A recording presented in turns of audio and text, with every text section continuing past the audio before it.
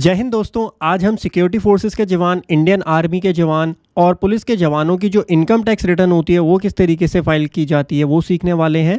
Hey guys, मैं हूं विवेक from फिनटेक्स pro, जहां पर हम फाइनेंस एंड टैक्सेशन की बातें करते हैं।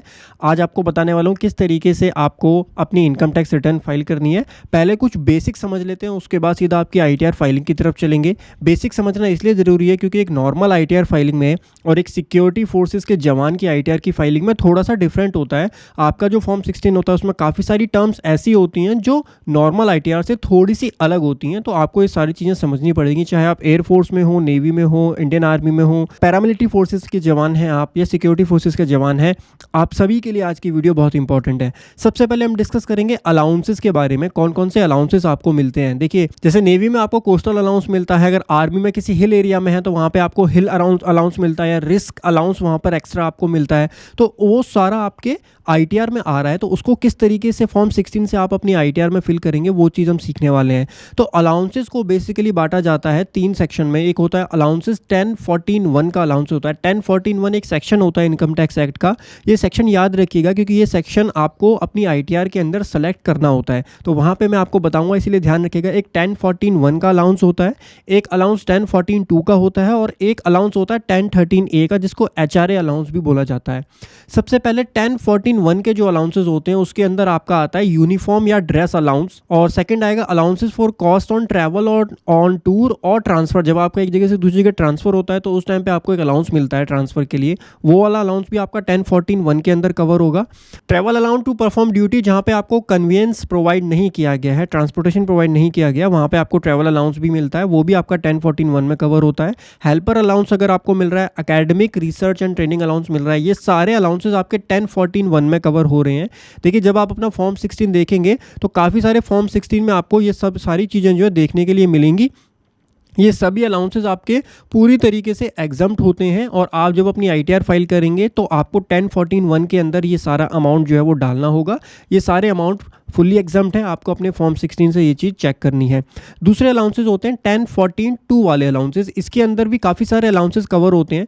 इसमें आपका हाई एटीट्यूड अलाउंस कवर होगा, snow bound area allowance cover होगा जब आप किसी स्नो एरिया में हैं, एवलांच अलाउंस अगर आपको मिला है, बॉर्डर एरिया अलाउंस अगर आप बॉर्डर पे रहते हैं तो, रिमोट लोकेलिटी अलाउंस रहता है, डिफ़िकल्ट एरिया अलाउंस है, ट्राइबल एरिया अलाउंस है, हॉस्टल एक्सपेंडिचर अलाउंस है, अंडरग्राउंड अलाउंस है, आइलैंड अलाउंस जो मिलता है अंडमान निकोबार एंड लक्षद्वीप समूह में जो इंडियन नेवी के जवान होते हैं उनको आइलैंड अलाउंस भी दिया जाता है। तो ये सभी अलाउंस पार्शियली एग्जम्प्ट होते हैं, फुल्ली एग्जम्प्ट नहीं होते, कुछ पोर्शन इनका एग्जम्प्ट होता है, कुछ टैक्सेबल होता है। तो आप अपना जब फॉर्म 16 देखेंगे तो हो सकता है आपको वहाँ पे देखने के लिए मिले आइलैंड अलाउंस की आपको कुछ एग्जम्पशन मिली है, तो वो एग्जम्पशन आपको मेंशन करनी होती है 1014(2) के अंदर। ठीक है, तो जो अमाउंट आपके फॉर्म 16 में एग्जम्प्ट है वही एग्जम्पशन आप ITR फाइलिंग के टाइम पे क्लेम करेंगे, उससे ज़्यादा क्लेम मत कीजिएगा। आजकल काफ़ी सारे नोटिस डिपार्टमेंट की तरफ से आ जाते हैं, तो जो फॉर्म 16 में आपके अलाउंसेस आ रहे हैं आप उस तरीके से करेंगे। सेक्शन आपको ध्यान रखना है, जो सेक्शन मैंने आपको बताया 1014(1) का या 1014(2) का, करेक्ट जगह पर डालिएगा। ये सारे अलाउंसेस जो हैं ये आपके आते हैं 1014(2) में, और जो ऊपर वाले अलाउंसेस हैं, ड्रेस अलाउंस, हेल्पर अलाउंस, ये सभी 1014(1) में आते हैं। उसके बाद 1013A में आता है HRA का अलाउंस। अगर आपको HRA अलाउंस मिल रहा है, हाउस रेंट अलाउंस अगर आपको मिलता है, तो उसमें भी आपको इस कैलकुलेशन की कोई ज़रूरत नहीं है। वैसे मैंने कैलकुलेशन यहाँ लिखी हुई है, एक फॉर्मूले के थ्रू डराइव होता है। आपको बस अपना फॉर्म 16 चेक करना है। फॉर्म 16 में जितनी आपकी एग्जम्पशन HRA की मिली हुई है वो आप 1013A के अंदर क्लेम करेंगे। अभी ITR फाइलिंग में मैं आपको ये चीज़ें और डिटेल में एक्सप्लेन करूँगा। उसके बाद अगर आपको कोई अरियर मिला है, ये भी काफ़ी बार देखा जाता है, खासकर गवर्नमेंट जो कंपनीज होती हैं वहाँ पर अरियर मिलता है, तो आपके केस में भी हो सकता है आपको कोई अरियर मिला हो। अब अरियर का पता किस तरीके से चलेगा, आपको अपना फॉर्म 16 डिटेल में देखना है। आपके फॉर्म 16 के अंदर ही आपको एक एनेक्सचर दिया होगा जहां पे आपकी सैलरी का ब्रेकअप होगा, उसमें आपको चेक करना है। मैं आपको एक फॉर्म 16 शो करता हूं। जैसे ये देखिए एक फॉर्म 16 है। फॉर्म 16 में जब हम नीचे गए पेज 2 पे तो हमको ब्रेकअप मिला, breakup of taxable emoluments for the financial year wise. यहाँ पे आप देखेंगे तो इस पर्सन को, ये भी आर्मी का ही एक जवान है, इसको 21-22 का कुछ सैलरी मिली है, फिर 22-23 की कुछ सैलरी मिली है। इस तरीके से आपको चेक करना है कि आपके फॉर्म 16 में आपको इस तरीके से बायफरकेट होकर के सैलरी तो नहीं मिली है, बिकॉज अगर आपको इस तरीके से बायफरकेट होकर सैलरी मिली है तो आपको एक रिलीफ मिलेगा सेक्शन 89 के अंदर, और वो रिलीफ के लिए आपको फॉर्म 10E फाइल करना होता है। तो यहाँ पे मैंने मेंशन किया हुआ है कि अगर आपको वो अरियर की सैलरी मिलती है तो आप ज़रूर चेक कीजिए, बिकॉज आपको वहाँ पे टैक्स का बेनिफिट हो सकता है। छोटी छोटी बातें कोई नहीं बताता, बिकॉज हम काफ़ी सारी प्रैक्टिस करते हैं, काफ़ी सारे हमारे क्लाइंट्स हैं जो इंडियन आर्मी से हैं, सिक्योरिटी फोर्सेज से हैं, तो ये छोटी छोटी चीज़ें आपको पता होनी चाहिए। आप ज़रूर चेक कीजिए। अगर आपके में भी इस तरीके से ब्रेकअप आ रहा है सैलरी का, इसका मतलब आपको भी अरियर मिला है। अरियर के केस में आपको सेक्शन 89 का रिलीफ जरूर मिलेगा। वहाँ पे आप फॉर्म 10E आपको फाइल करना होता है। फॉर्म 10E मैं आज नहीं सिखा पाऊंगा, वो एक डिटेल सेशन रहता है, उसके लिए मैंने यूट्यूब पे ऑलरेडी वीडियो डाली है, अगर आप वो देखना चाहते हैं। सभी को वैसे भी नहीं मिलता, जिस चीज़ को एरियर मिला है उसके लिए खाली इंपॉर्टेंट हो जाता है। तो आप अपने फॉर्म 16 में ये चीज़ जरूर चेक कीजिएगा कि 10E आपको फाइल करने की ज़रूरत है या नहीं है। 10E जब आप फाइल करते हैं तभी आप वो रिलीफ क्लेम कर पाते हैं सेक्शन नंबर 89 के अंदर। ठीक है, तो ये सैलरी अरियर वाला पॉइंट भी इंपॉर्टेंट है आपके लिए। उसके बाद एक कंट्रीब्यूशन होता है DCPS कंट्रीब्यूशन। देखिए ये एक पेंशन कंट्रीब्यूशन ही होता है ये, लेकिन गवर्नमेंट के केस में जो है ये डिफाइंड कंट्रीब्यूशन पेंशन स्कीम होती है, जिसमें आपका पैसा जो है वो डाला जाता है। इसकी डिडक्शन आपको NPS की तरीके से ही दी जाती है।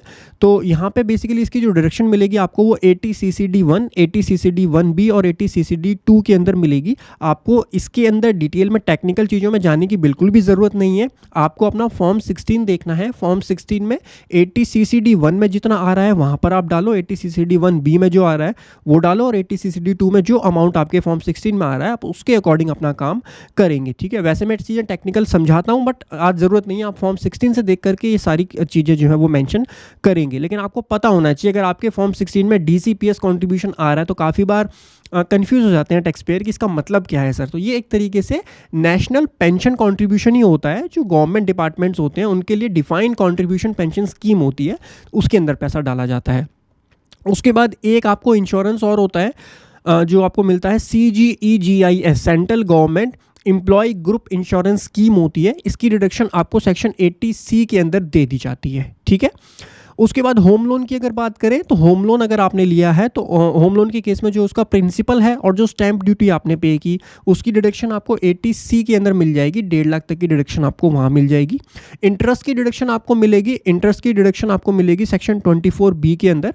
इसके लिए भी आप अपना फॉर्म 16 ही रेफर कीजिएगा। ये वैसे मैं पूरा चार्ट आपको दे दूंगा, डिस्क्रिप्शन में लिंक है, वहाँ से आप देख लीजिएगा अगर आप इसको डिटेल में समझना चाहते हो, वरना फॉर्म 16 में आप जरूर देखिए। फॉर्म 16 में डिडक्शन अगर नहीं है अवेलेबल, देखो काफ़ी बार ऐसा भी होता है कोई डिडक्शन हो सकता है फॉर्म 16 में अवेलेबल ना हो सकता है आपने होम लोन लिया हो, होम लोन पे आप इंटरेस्ट की पेमेंट करते हैं एंड आप उसके लिए एलिजिबल हो क्लेम करने के लिए, लेकिन फॉर्म 16 में वो चीज़ नहीं आ रही, तो क्या आप अपनी ITR में उसको क्लेम कर सकते हो? आंसर इज यस, आप बिल्कुल क्लेम कर सकते हो अपनी ITR के अंदर, प्रोवाइडेड दैट आपको बैंक से इंटरेस्ट सर्टिफिकेट ले लेना है पूरे ईयर का। 23-24 में जितना भी आपने इंटरेस्ट पे किया उसकी डिडक्शन आप ले सकते हो। 2 लाख तक की डिडक्शन आप ले सकते हो सेक्शन 24B के अंदर। ये भी मैं आपको पोर्टल पे दिखा दूंगा किस तरीके से आपको क्लेम करनी होती है। सो अगर किसी जवान ने हमारे होम लोन लिया है, उस पर इंटरेस्ट की पेमेंट आप कर रहे हो, उसकी डिडक्शन भी आप क्लेम कर सकते हो 2 लाख रुपए तक की। अगर सेल्फ ऑक्युपाई हैं आप, अगर खुद रहते हो तो 2 लाख की लिमिट होती है इंटरेस्ट की। अगर आपने किराए पे दिया हुआ है वो मकान, लेट आउट किया हुआ है, तो वहाँ पर कोई भी लिमिट नहीं होती है। आप जितना इंटरेस्ट आपने एक्चुअल पे किया उतना आप क्लेम कर सकते हो। ये तो बात हुई होम लोन की, अगर होम लोन आपने लिया है। लास्ट में ITR फाइलिंग प्रोसेस की अगर बात करें तो आप अपना फॉर्म 16 ज़रूर रेडी रखिएगा। फॉर्म 16 की हेल्प से सारा काम हम करेंगे। उसके बाद अपना AIS और फॉर्म 26AS ज़रूर चेक कीजिए। जितना TDS आपके फॉर्म 16 में डिडक्ट हुआ है, क्या वही TDS आपके AIS में आ रहा है या नहीं आ रहा है, 26AS में आ रहा है या नहीं आ रहा है, ये चीज़ आप चेक करेंगे। ये चेक करना भी मैं अभी थोड़ी देर में सिखाऊंगा। उसके बाद आपको अपनी बैंक स्टेटमेंट चाहिए होती है। बैंक स्टेटमेंट भी आज की डेट में मैंडेटरी होती है। काफ़ी बार मैंने देखा है कि टैक्स पेयर क्या करते हैं, खाली फॉर्म 16 से अपनी ITR फाइल कर देते हैं। ये गलत अप्रोच है। आपको अपने सभी डॉक्यूमेंट चाहिए होते हैं और बैंक स्टेटमेंट एक बहुत ही इंपॉर्टेंट डॉक्यूमेंट है।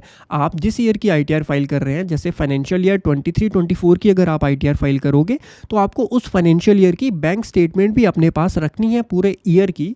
ये चेक करना है कि कितना इंटरेस्ट आपको मिला। सेविंग अकाउंट आपका है तो आपको उस पर इंटरेस्ट भी ज़रूर मिला होगा, वो इंटरेस्ट आपको शो करना है अपनी ITR में। अदर सोर्सेज के अंदर आपको वो इंटरेस्ट की इनकम दिखानी है। काफ़ी बार देखा गया है कि ये इनकम आपके फॉर्म 16 में नहीं आती है और ये इनकम आपको मैन्युअली कैलकुलेट करके डालनी होती है। दूसरी तरफ आपको अपना FD का इंटरेस्ट चेक करना है। अगर कोई FD आपने करवाई है तो उसका इंटरेस्ट आपके अकाउंट में आएगा, वो भी फॉर्म 16 में नहीं होगा, बट आपको अपनी इनकम टैक्स रिटर्न में वो दिखाना होगा। और अगर कोई हाई वैल्यू रिसीट है, कहीं से मोटा पैसा आया तो वो किस चीज़ का आया है, वो चीज़ भी आप, उसका भी जस्टिफिकेशन आपको रखना पड़ेगा। कोई और इनकम है, जैसे शेयर मार्केट की कोई इनकम है आपकी, कैपिटल गेन, आपने कोई प्रॉपर्टी सेल करी है उससे इनकम आती है, तो उसके लिए आपको कैपिटल गेन में उसकी रिपोर्टिंग करनी होगी।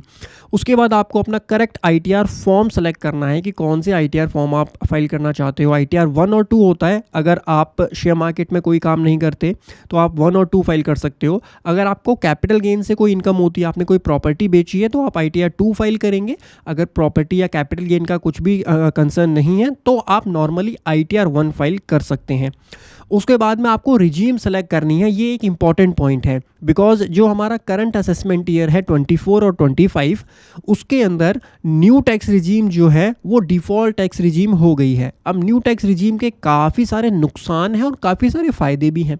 सबसे पहले नुकसानों को डिस्कस करते हैं। तो न्यू टैक्स रिजीम के अंदर आपको बहुत सारी डिडक्शन, बहुत सारी एग्जम्पशन छोड़नी पड़ेंगी। अभी थोड़ी देर में समझा दूंगा कौन कौन सी डिडक्शंस आपको छोड़नी पड़ेंगी, कौन कौन सी एग्जम्पशंस आपको छोड़नी पड़ेंगी न्यू रिजीम के अंदर। लेकिन न्यू रिजीम में एक फ़ायदा हो गया जी, 7 लाख रुपए तक आपको कोई टैक्स देने की ज़रूरत नहीं है। ये बेनिफिट हो गया है। तो इंटरेस्ट के रेट कम हो जाते हैं, बट डिडक्शंस वगैरह आपको छोड़नी पड़ेंगी न्यू रिजीम के अंदर। और न्यू रिजीम आपकी डिफ़ॉल्ट टैक्स रिजीम अब हो गई है।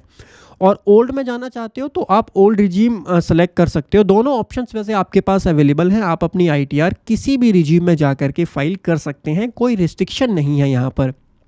एक क्वेरी और आ सकती है आपके माइंड में, आपको जो फॉर्म 16 मिला उसके अंदर तो कोई दूसरी रिजीम है, तो क्या आप जो है अपनी रिजीम चेंज कर सकते हो जब आप आईटीआर फाइल करोगे? तो यस, ये आप कर सकते हो। आप अपनी आईटीआर में अपनी रिजीम को चेंज कर सकते हो। अगर आपको लगता है कि आपका टैक्स कम बनेगा या आपका जो टैक्स कटा है वो ज़्यादा कटा है और आपको रिफंड बनेगा किसी दूसरे रिजीम के अंदर, तो आप दूसरी रिजीम में भी जा सकते हो। ठीक है, तो ये आपके ऊपर है। मैंने एक सेपरेट वीडियो बनाई है जहाँ पे मैंने डिटेल कंपैरिजन किया है ओल्ड रिजीम और न्यू रिजीम का। अगर आप वो चेक करना चाहते हो तो डिस्क्रिप्शन में लिंक दिया हुआ है, आप ज़रूर चेक कीजिएगा।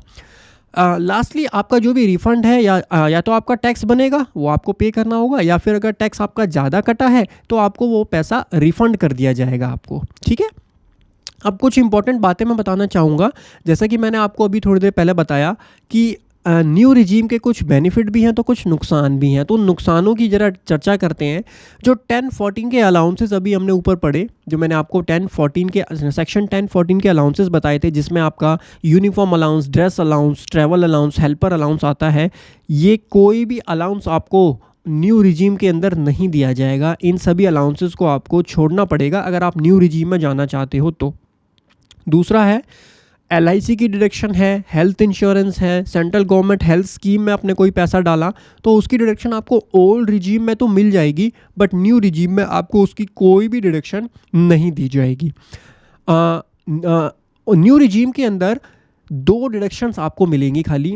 एक तो section 80 CCD sub section 2 NPS contribution, जो एम्प्लॉयर आपके केस में गवर्नमेंट होती है, तो गवर्नमेंट जो कंट्रीब्यूशन कर रही है एनपीएस के अंदर 80 CCD 2 का, वो बेनिफिट आपको मिल जाएगा न्यू रिजीम के अंदर भी। ओल्ड में तो मिलेगा ही मिलेगा, ओल्ड में कोई दिक्कत नहीं है, बट जिसका बेनिफिट आपको न्यू रिजीम में भी मिल जाएगा।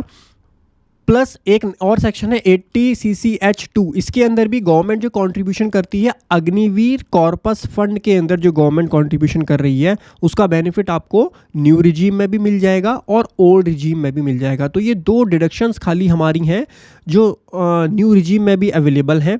तो अगर आप न्यू रिजीम में जाना चाहते हो तो ये 2 डिडक्शंस अगर आपके केस में अप्लाई होती हैं, आपको अगर अग्निवीर कॉर्पस फंड मिलता है तो उसकी डिडक्शन आपको मिल जाएगी, एंड एनपीएस की जो डिडक्शन है 80 CCD 2 की, जो एम्प्लॉयर कंट्रीब्यूट करता है उसकी डिडक्शन आपको मिल जाएगी। उसके बाद होम लोन का इंटरेस्ट जो है वो न्यू रिजीम में तभी अवेलेबल है जब आपकी प्रॉपर्टी आपने लेट आउट की है, किराए पे दी है। अगर आपकी ये वाला जो होम लोन मैंने आपको बताया था 2 लाख वाली जो डिडक्शन होती है वो आपको नहीं मिलेगी। जो 2 लाख वाली हमारी डिडक्शन अभी हमने पढ़ी थी होम लोन के इंटरेस्ट पे, ये वाली, अगर आपका सेल्फ ऑक्यूपाई है तो 2 लाख तक के होम लोन की इंटरेस्ट की डिडक्शन आप ले सकते हो। वो डिडक्शन आपको न्यू रिजीम में नहीं दी जाएगी, वो केवल आपको ओल्ड रिजीम में ही मिलेगी। लेकिन ओल्ड रिजीम में फिर 5 लाख से ऊपर टैक्स लगना भी स्टार्ट हो जाता है। तो बेसिकली आपको पूरी कैलकुलेशन करनी होगी, तब आप ये आइडेंटिफाई कर पाओगे कौन सी रिजीम आपके लिए बेटर है। ठीक है, और ये रिजीम आप चेंज भी कर सकते हो फॉर्म 16 के अकॉर्डिंग। आप अगर उसे चेंज करना चाहते हो तो आप चेंज भी कर सकते हो, बट आपको ध्यान रखना है ये एग्जम्पशंस और डिडक्शंस का ध्यान रखना है जो कि न्यू में अवेलेबल हैं और न्यू में नहीं है अवेलेबल और ओल्ड में अवेलेबल है। ठीक है, चलिए सर, तो हमने सारे बेसिक समझ लिए हैं कि एक आर्मी पर्सन के लिए, सिक्योरिटी के जवान के लिए जो ज़रूरी है जानना। अब चलते हैं सीधा इनकम टैक्स पोर्टल पे। आपको जाना है incometax.gov.in, ऑफिशियल गवर्नमेंट का पोर्टल है। यहाँ पे आपको लॉगिन में सबसे पहले क्लिक करना है। लॉगिन करने के बाद आपको अपना पैन नंबर डालना है और पासवर्ड से लॉगिन करना है। लॉगिन करने के बाद आपका डैशबोर्ड ओपन हो जाएगा एंड यहाँ पे आप जो है फाइल नाउ पे यहाँ क्लिक कर सकते हैं या फिर ई फाइल पे जाएंगे, इनकम टैक्स रिटर्न पे जाएंगे। फाइल इनकम टैक्स रिटर्न पे आपको यहाँ पर जाना पड़ेगा। असेसमेंट ईयर आपको सेलेक्ट करना है 24 एंड 25। ऑनलाइन सेलेक्ट करेंगे एंड कंटिन्यू पे क्लिक करेंगे। उसके बाद स्टार्ट न्यू फाइलिंग पे आपको यहाँ क्लिक करना होगा। इंडिविजुअल पे आपको सेलेक्ट करना है एंड कंटिन्यू करना है। ITR फॉर्म में आपको गाइड कर देता हूँ। अगर आप सैलरीड इंडिविजुअल है तो आर्मी वाले पर्सन के लिए ITR 1 एप्लीकेबल होगी, लेकिन अगर आपकी कोई कैपिटल गेन की ट्रांजैक्शन है, जैसे आपने कोई प्रॉपर्टी अगर बेची है, तो ITR 2 आपको फाइल करनी है, क्योंकि वो जो कैपिटल गेन है वो कैपिटल गेन आप ITR 2 में ही दिखा पाओगे। तीसरी चीज़ एक और इम्पॉर्टेंट है, आजकल काफ़ी सारे लोग जो है शेयर मार्केट में इन्वेस्ट करते हैं, शेयर मार्केट में ट्रेडिंग भी करते हैं, और हमारे जवान भी काफ़ी सारे हैं जो कि ये काम करते हैं शेयर मार्केट में। वैसे अलाउ है या नहीं है मुझे नहीं पता, बट काफ़ी बार वो ये काम भी करते हैं, शेयर मार्केट में ट्रेडिंग करना, इन्वेस्टमेंट करना। ट्रेडिंग नहीं तो इन्वेस्टमेंट तो काफ़ी सारे लोग करते हैं, और इन्वेस्टमेंट में कोई दिक्कत नहीं होती। इन्वेस्टमेंट कोई भी कर सकता है शेयर मार्केट में, उसमें कोई रिस्ट्रिक्शन नहीं है। हाँ, ट्रेडिंग में जहाँ तक मुझे लगता है कि थोड़ी सी दिक्कत है। ट्रेडिंग जो है वो गवर्नमेंट अलाउ नहीं करती है किसी में भी। तो अगर आप ट्रेडिंग वगैरह करते हैं शेयर मार्केट में, तो उस केस में आपके लिए फिर ITR 3 एप्लीकेबल होती है। तो इस चीज़ का आप ध्यान रखिएगा। आप अपने एक बार टैक्स प्रोफेशनल से कंसल्ट कर लीजिएगा। हमसे कंसल्ट करना चाहते हैं, डिस्क्रिप्शन में नंबर मिल जाएगा, ज़रूर कॉल करके पूछिए अगर कोई भी आपका डाउट है तो ITR 1 हम सिंपली फाइल करेंगे। अगर कोई केस आपका सिंपल सा केस है तो ITR 1 में जाइए, लेट्स गेट स्टार्टेड पे क्लिक कीजिए। Taxable income is more than basic exemption limit, इसको आप सेलेक्ट करेंगे एंड देन कंटिन्यू करेंगे। सबसे पहले आपकी पर्सनल इन्फॉर्मेशन आएगी। अब पर्सनल इन्फॉर्मेशन से पहले मैंने आपको बताया था आपको AIS चेक करना है और 26 AS चेक करना है। तो AIS चेक करने के लिए आप इस AIS पे क्लिक करेंगे और AIS के पोर्टल पे जाके अपना assessment year, financial year select कीजिए। मैं आपको दिखा देता हूँ। यहाँ पे आप प्रोसीड करेंगे, AIS पे जाएंगे, अपना असेसमेंट ईयर 23 एंड 24 सेलेक्ट कीजिए। उसके बाद AIS आपको ये दिख रहा होगा एंड यहाँ पे आपको सारी इन्फॉर्मेशन आपकी मिल जाएगी। TDS जो आपका कटा है, सैलरी की इन्फॉर्मेशन यहाँ आ जाएगी, SFT की इन्फॉर्मेशन यहाँ आ जाएगी, demand and refund and other information. तो सारी इन्फॉर्मेशन आजकल AIS के अंदर अवेलेबल हो जाती है। उसके बाद दूसरी चीज़ आपको चेक करनी है, अपना AIS चेक करना है और जो TDS आपका कटा है वो वहाँ से मैच करना है। ई फाइल पे जाके इनकम टैक्स फॉर्म पे जाना है एंड यहाँ पर व्यू फॉर्म 26 AS पे जा करके आपको क्लिक करना है, कंफर्म करना है। यहाँ पर आई अग्री करेंगे आप। उसके बाद व्यू टैक्स क्रेडिट फॉर्म दिख रहा है, यहाँ पर आप असेसमेंट ईयर डालेंगे 24 एंड 25 और व्यू एज HTML पे क्लिक करेंगे, व्यू एंड डाउनलोड पे क्लिक करना है। ये आपका फॉर्म 16 की 26 AS आ जाएगा ये। इसके अंदर आपको अपने फॉर्म 16 से देखना है कि जो TDS कटा है वो यहाँ पर पूरा अमाउंट मैच हो रहा है या नहीं हो रहा है।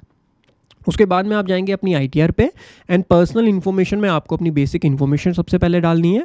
यहाँ सबसे पहले आपको अपना नेचर ऑफ एम्प्लॉयमेंट सेलेक्ट करना है। तो नेचर ऑफ एम्प्लॉयमेंट, आप एक गवर्नमेंट एम्प्लॉय हैं, या तो आप सेंट्रल गवर्नमेंट के अंदर आते होंगे या स्टेट गवर्नमेंट के अंदर आते हों, जो भी आपके ऊपर एप्लीकेबल है वो आप सेलेक्ट करेंगे। अगर आप पुलिस के अंदर हैं तो आप सेंट्रल पुलिस, दिल्ली पुलिस जो होती है वो सेंट्रल में आती है, तो वहाँ आप सेंट्रल गवर्नमेंट सेलेक्ट कीजिएगा। बाकी इसके अलावा जैसे यूपी पुलिस, महाराष्ट्र जो स्टेट्स होते हैं उसकी स्टेट के अंदर वो आते हैं। तो आपको पता होगा आपकी जो कौन है आपका एम्प्लॉयर। अगर स्टेट है तो स्टेट डालिए, सेंट्रल गवर्नमेंट है तो सेंट्रल गवर्नमेंट सेलेक्ट कीजिए। फाइलिंग अंडर सेक्शन 139(1) के अंदर ही यहाँ पर जाएगी। उसके बाद आपको नीचे जाना है और यहाँ पर एक आपको ऑप्शन दिखेगा कि do you wish to exercise option under section number 115 BAC 6 of opting out new tax regime. अब ये बहुत ही ज़्यादा इंपॉर्टेंट ऑप्शन है। ये आपके लिए जो ऑप्शन है वो है ओल्ड रिजीम में जाने का। अगर आपको ओल्ड रिजीम में जाना है, आपको डिडक्शंस और एग्जम्पशंस क्लेम करनी है, जैसे मैंने आपको बहुत सारी डिडक्शन एग्जम्पशंस बताई हैं, 1014(1) की बताई हैं, 1014(2) की बताई हैं, ये सारे अलाउंसेस मैंने आपको बताए हैं। उसके बाद आपको LIC का है इंश्योरेंस, DCPS का कंट्रीब्यूशन है, CGEIS का डिडक्शन है। तो ये सारी डिडक्शंस और एग्जम्पशंस आपको जो मिलेंगी वो ओल्ड रिजीम के अंदर ही आपको मिलेंगी। और अगर आपको ओल्ड रिजीम में जाना है तो ITR फाइल करते टाइम आपको यहाँ पर जो ये ऑप्शन है येस सेलेक्ट करना है। येस, इसको ध्यान से नोट कर लीजिए। अगर आप ओल्ड रिजीम में जाना चाहते हो, डिडक्शन एग्जम्पशन क्लेम करना चाहते हो, तो यहाँ पे आपको येस करना है। ये इंपॉर्टेंट पॉइंट है। तो हम यहाँ पर ओल्ड रिजीम में ही जाएंगे एंड येस पे सेलेक्ट करेंगे। उसके बाद हम नीचे जाएंगे तो बैंक की डिटेल आ जाएगी, इसको आप चेक कर लीजिए। अगर बैंक नहीं आ रहा है तो आप ऐड अनदर बैंक भी यहाँ से कर सकते हो। देन हम कंफर्म करेंगे, पर्सनल इन्फॉर्मेशन कंफर्म हो गई, ग्रॉस टोटल इनकम हमारी आ जाएगी। यहाँ पे हम स्किप करेंगे क्वेश्चंस को। अब मैं आपको एक फॉर्म 16 दिखा देता हूँ। ये एक आर्मी पर्सन का जो है, इंडियन आर्मी का जवान है, उसकी ये फॉर्म 16 है।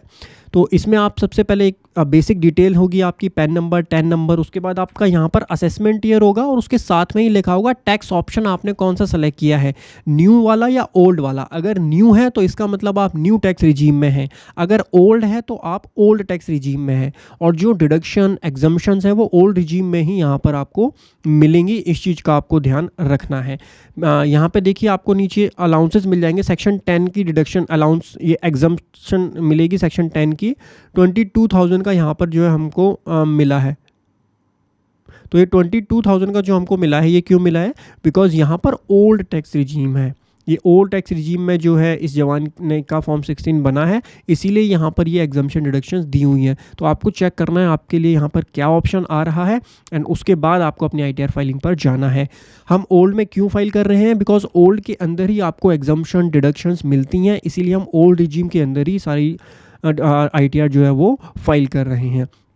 सबसे पहले अब आप देखिए सैलरी दिख रही होगी आपको, ग्रॉस सैलरी है 5,70,662। तो इसको आप डालेंगे इनकम फ्रॉम सैलरी के अंदर, एंड यहाँ पर आप अमाउंट ऐड करेंगे, सैलरी एज पर सेक्शन 17(1), यहाँ पे आप अमाउंट डालेंगे जो भी आपके केस में अमाउंट आ रहा है। हमारे केस में ये आ रहा है तो हम ये मेंशन कर देते हैं। उसके बाद स्टैंडर्ड डायरेक्शन आपको कहीं डालने की ज़रूरत नहीं होती, स्टैंडर्ड डायरेक्शन ऑटोमेटिकली नीचे इसने ले ली है, तो ये आपको डालने की ज़रूरत नहीं है। उसके बाद बारी आती है एग्जम्प्ट अलाउंसेस की। अब हमारे केस में हमको इसका बाइफर्केशन नहीं दिया कि ये जो एग्जम्प्ट अलाउंसेस हैं 22,953 के, ये किस किस चीज़ों के हैं, मतलब इसका बाइफर्केशन क्या है, इसमें कितना हेल्पर अलाउंस है, कितना एजुकेशन अलाउंस है, वो हमको नहीं पता। तो फिर सर ये हम अब कहाँ पर डालें वो हमको बताइए। आपको जाना है यहाँ पर नीचे, यहाँ पर लेस अलाउंसेस आपको दिख रहा होगा, एग्जम्प्ट अलाउंसेस। एग्जम्प्ट अलाउंसेस के अंदर नेचर ऑफ एग्जम्प्ट अलाउंस आपको दिख रहा है, यहाँ पे आपको जाना है। यहाँ पर आपको नीचे जाना है और नीचे आपको मिलेंगे 2 सेक्शन। यहाँ पर एक सेक्शन मिलेगा आपको 1014(1). अब आपको ध्यान आया, मैंने स्टार्टिंग में आपको 1014(1) डिटेल में एक्सप्लेन कर दिया 1014(1) के अंदर कौन कौन से अलाउंस आते हैं, 1014(2) के अंदर कौन कौन से अलाउंस आते हैं। अब अगर आपको पता है कि कौन कौन से अलाउंसेस हैं, आपको काफ़ी सारे फॉर्म 16 में आपको इसका बाइफर्केशन भी मिल जाएगा कि ये हेल्पर अलाउंस आपको मिला था, ये HRA आपको मिला था, उसकी डिडक्शन है। तो अगर आपको पता है तो आप उसके अकॉर्डिंग डालिए, अदरवाइज़ आप 1014(1) सेलेक्ट कर लीजिए। और 1014(1) वाले में, क्योंकि वो जो 100% एग्जम्प्ट होते हैं वाले अलाउंसेस, आप 1014(1) सेलेक्ट कीजिए एंड यहाँ पर अपने एग्जम्प्ट अलाउंसेस डाल दीजिए। हमारे केस में 22,953 आ रहे हैं, ये 22,953 हम यहाँ पर ऐड कर देते हैं। ठीक है, इस तरीके से आपको अपने अलाउंसेस यहाँ पर मेंशन करने हैं सही तरीके से। उसके बाद आप नीचे जाएंगे तो आपकी नेट सैलरी आ जाएगी 497,709, 497,709। इसको आप सेव कर दीजिए। सेव करने के बाद में हाउस प्रॉपर्टी की इनकम में आपको ऐड करना है। अगर आपने होम लोन लिया है तो उसके इंटरेस्ट की डिडक्शन भी आपको मिल जाएगी। ओल्ड रिजीम में आपने सेल्फ ऑक्यूपाई का मतलब होता है वो हाउस जो आप खुद रहने के लिए यूज़ कर रहे हैं या आपकी फैमिली यूज़ कर रही है, आप या आपकी फैमिली में से कोई यूज़ कर रहा है, तो वो सेल्फ ऑक्यूपाई की कैटेगरी में आएगा। आपको ये ऑप्शन सेलेक्ट करना है। उसके बाद जितना भी इंटरेस्ट आपको उसके ऊपर आप पे कर रहे हो, मान लो आपने लोन लिया है तो जितना भी इंटरेस्ट आपने उसके ऊपर पे किया है, अब इंटरेस्ट कैसे पता चलेगा? आपको इंटरेस्ट सर्टिफिकेट बैंक से मांगना है। बेसिकली जिस भी बैंक से आपने लिया होगा उसके पोर्टल पे लॉगिन कर लीजिएगा, अपने लोन अकाउंट में जाइएगा एंड लोन अकाउंट में आपको वो सर्टिफिकेट ऑटोमेटिकली आजकल मिल जाता है, उसको डाउनलोड कर लीजिएगा। उसमें मेंशन होगा कि कितना इंटरेस्ट आपने 23-24 फाइनेंशियल ईयर में पे किया है। अगर वो इंटरेस्ट 2 लाख से ज़्यादा का है, सेल्फ ऑक्यूपाई हाउस है, 2 लाख से ज़्यादा का इंटरेस्ट है, तो आपको केवल 2 लाख तक की डिडक्शन ही यहाँ पर दी जाएगी, उससे ज़्यादा आप क्लेम नहीं कर पाओगे। 2 लाख से कम का इंटरेस्ट है तो जितना आपका एक्चुअल इंटरेस्ट है वही आप यहाँ पर डालोगे, उससे ज़्यादा नहीं डालोगे। जैसे आपने अगर 1 लाख का ही इंटरेस्ट पे किया तो यहाँ पर ओनली 1 लाख रुपीज़ आएगा। अगर 2 लाख का किया तो 2 लाख आएगा। 2 लाख से ज़्यादा का किया तो आप 2 लाख ही डालिए, बिकॉज उससे ज़्यादा आप क्लेम नहीं कर सकते हो सेल्फ ऑक्यूपाई वाले हाउस पर। तो इस तरीके से आपको अपने होम लोन के इंटरेस्ट की जो डिडक्शन होती है वो यहाँ पर लेनी होती है। अब हो सकता है ये इनकम जो है, ये डिडक्शन आपके फॉर्म 16 में ना आ रही हो, क्या तब भी आप इसको क्लेम कर सकते हो? यस, तब भी आप इसको क्लेम कर सकते हो, लेकिन गलत क्लेम मत करना। डॉक्यूमेंट आपके पास होना चाहिए, आपका जो इंटरेस्ट सर्टिफिकेट है वो आपके पास होना चाहिए इसको क्लेम करने के लिए।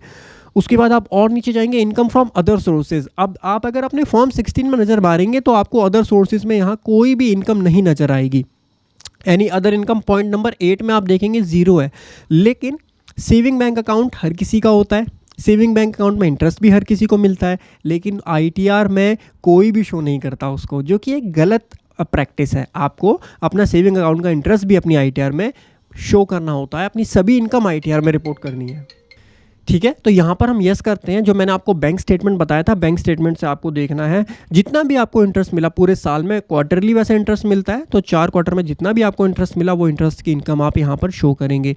अगर आपको एफडी से कोई इंटरेस्ट मिला तो उसके लिए डिपॉजिट इन बैंक, यहाँ पर आपको यस करके एफडी पे जितना इंटरेस्ट मिला वो आपको यहाँ डालना है। जैसे 20,000 फॉर एग्जांपल हमारे केस में हमको एफडी पे इंटरेस्ट मिला, वो हमने डाल दिया।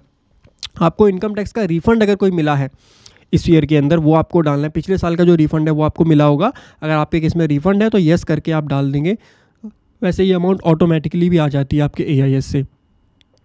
उसके अलावा कोई और आपकी इनकम है तो वो आप यहाँ पर मेंशन करेंगे एंड उसके बाद इसको सेव कर देंगे, तो अदर सोर्सेज की इनकम भी आपकी यहाँ पर सेव हो जाएगी। उसके बाद आप नीचे जाएंगे तो एग्जाम्ड इनकम ये दिख रहा होगा, यहाँ पे आपको कुछ भी नहीं डालना। जो सैलरी से रिलेटेड एग्जाम्शन होती हैं वो यहाँ पर नहीं आती हैं, ये सारा आएगा। एग्रीकल्चर इनकम अगर आप करते हो तो 5,000 तक की एग्रीकल्चर इनकम यहाँ दिखा सकते हो। और उसके बाद आपको जैसे एलआईसी का कोई पैसा मिला, एलआईसी आपने कराई थी उसका पैसा मिला, कोई पीएफ आपने विड्रॉ किया उसका पैसा आपको मिला है, और उसके बाद पेंशन आपको मिलती है, अग्निवीर का जो फंड होता है कॉर्पस वो मिलता है, इन सब की डिडक्शन यहाँ पर मिलेगी। सो यहाँ पे हम बैक कर लेते हैं बिकॉज यहाँ हमको नहीं डालना है कुछ भी। उसके बाद हम जाएंगे, ग्रॉस टोटल इनकम हमारी हो गई, इसको कंफर्म करना है, नीचे जाके इसको हम कंफर्म कर देते हैं। सो ये हमारी कंफर्म हो गई। अब हमारी टोटल डिडक्शंस आ जाएंगी। डिडक्शन के अंदर आप सारी डिडक्शन क्लेम कर पाओगे बिकॉज हम ये रिटर्न ओल्ड रिजीम के अंदर ही फाइल कर रहे हैं। सो यहाँ पे आपको डिडक्शन मिल जाएंगी। जैसे हमारे केस में हम देखें क्या क्या डिडक्शन है हमारे पास। 80C की डिडक्शन है 2,25,000, लेकिन 1,50,000 जो है वो मैक्सिमम लिमिट होती है, तो 1,50,000 की हमको है, यहाँ पर हम यस करेंगे एंड 1,50,000 हम यहाँ पर क्लेम करेंगे। 1,50,000 हम यहाँ पर क्लेम कर लेंगे डिडक्शन। उसके बाद जैसे सेक्शन 80CCD2 है तो यस करके, अगर आपका 80CCD1 या 80CCD2 का कोई भी पेंशन के अंदर अगर आप डालते हो, एनपीएस के अंदर अगर आप डाल रहे हो, तो वो आपके फॉर्म 16 में शो हो रहा होगा कितना 80CCD1 के अंदर डिडक्शन मिलेगी आपको, कितनी 80CCD2 के अंदर डिडक्शन मिलेगी। तो फॉर्म 16 से उस चीज़ को चेक करके, हमारे केस में आप देखो तो आपको कोई डिडक्शन नहीं है हमारे केस में अवेलेबल।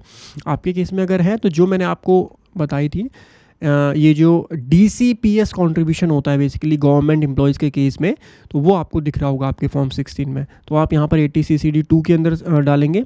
3 सेक्शन होते हैं, मैंने आपको वैसे बताया था, ये 3 सेक्शन होते हैं पेंशन के। एक होता है 80CCD1, एक होता है 80CCD1B, एक होता है 80CCD2। तो आपके फॉर्म 16 में जिस सेक्शन के अंदर डाला है उसी सेक्शन के अंदर आप डालेंगे, गलत मत करना, दूसरे हेड के अंदर मत डालना।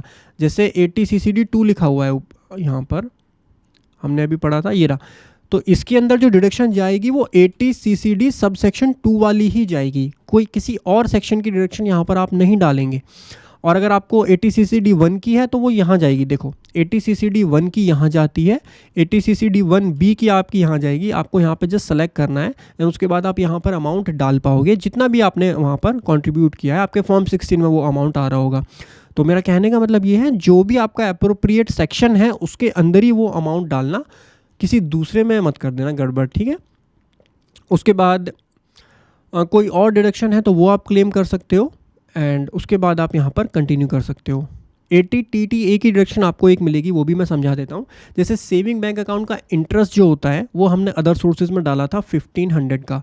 सो अगर आपकी 10,000 तक की जो 80TTA के अंदर सेविंग अकाउंट का जो इंटरेस्ट होता है वो 80TTA के अंदर एग्जम्प्ट होता है, डिडक्शन आपको दी जाती है अप टू 10,000 रुपीज़ तक की। तो हमने 1,500 डाला था, तो हम यहाँ पर यस करेंगे और फॉर्म TTA अलग से हमको फाइल करना होगा, तो वो अभी थोड़ी देर में इसके बाद हम फाइल कर लेंगे।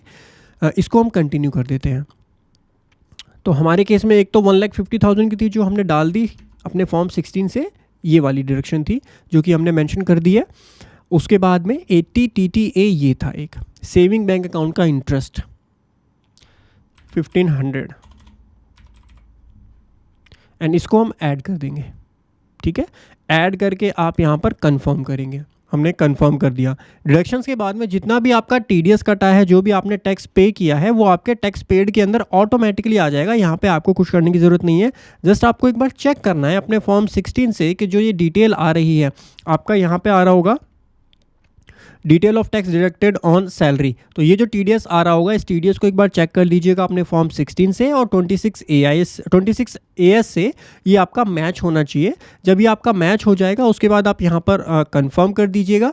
कंफर्म के बाद में जितना भी टीडीएस आपका कटा होगा वो यहाँ पर आ रहा होगा और टैक्स पेड लायबिलिटी उसके बाद नेक्स्ट आएगी। अगर आपका कोई टैक्स बनता है तो जो टीडीएस है उससे वो एडजस्ट हो जाएगा। अगर आपका कोई भी टैक्स नहीं बनता एंड तब भी आपका टीडीएस कटा हुआ है तो जितना भी टीडीएस आपका कटा है वो पूरा का पूरा रिफंड आएगा आपके अकाउंट में। तो आप यहाँ पे टैक्स पे देख लीजिए। हमारे केस में ये अरियर ऑन सैलरी नहीं है। अरियर ऑन सैलरी भी मैंने आपको बताया था 10E फॉर्म जो आपको फाइल करना होता है। अगर आपको 2 से ज़्यादा साल की सैलरी एक साथ मिल जाती है तो उसका रिलीफ आपको मिल जाता है। तो वो वाला पॉइंट भी ज़रूर ध्यान रखिएगा, वहाँ से भी टैक्स की काफ़ी अच्छी बचत हो जाती है। तो टैक्स पेड आपका यहाँ ऑटोमेटिकली कैलकुलेट हो जाएगा। आप चेक कर लीजिए, हमारे केस में 0 टैक्स बन रहा है। फॉर्म 16 में भी अगर आप देखेंगे तो 0 ही टैक्स बन रहा है, कोई टैक्स हमारा यहाँ नहीं बन रहा है।